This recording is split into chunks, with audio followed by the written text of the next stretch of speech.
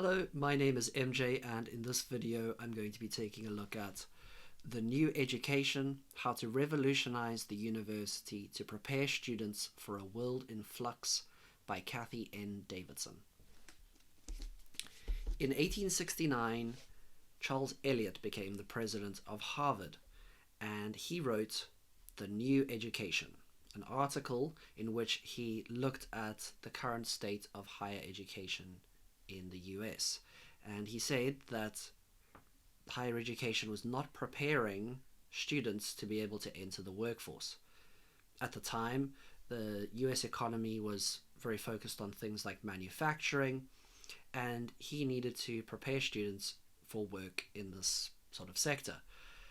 So he set about suggesting reforms and implementing reforms which matched what people in industry were expecting.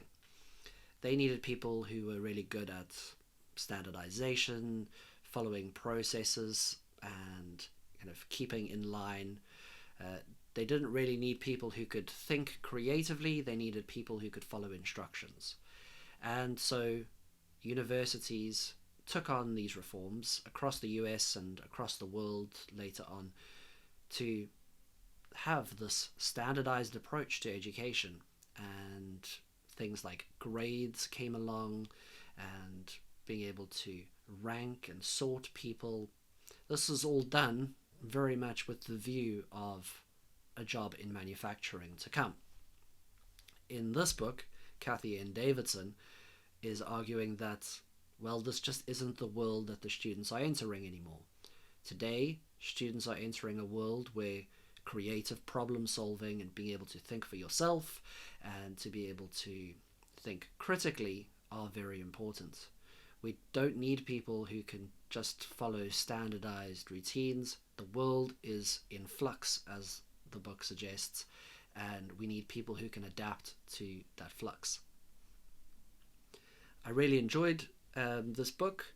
There's parts of it that's quite US centric, that I was maybe less aware of, and things that make you quite, or at least me, quite happy to not live and work within the US higher education system, which seems to put a lot of debt onto students and cause quite a lot of stress.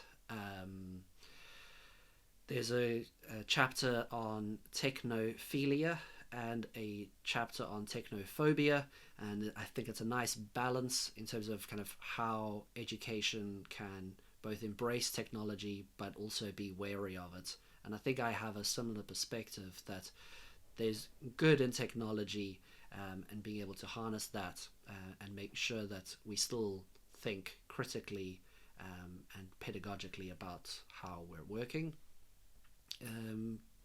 In the book, she also discusses grading and the kind of problems of that. There's a really nice section where she goes through the history of grading and how it's developed, and how unfortunately quite a lot of that kind of standardization was also driven by people who were eugenicists. So it's not quite as clean and pretty as we might imagine. I really enjoyed the book, and I think that there's many really good recommendations about how universities and higher education can change. One of the people I found through the book was Michael Wesch, who I'd suggest checking out if you have time. But yeah, The New Education by Cathy N. Davidson. If you've read it, please let me know your comments, or if you just have any other comments about the book or the thoughts in this video, please let me know. Alright, bye for now.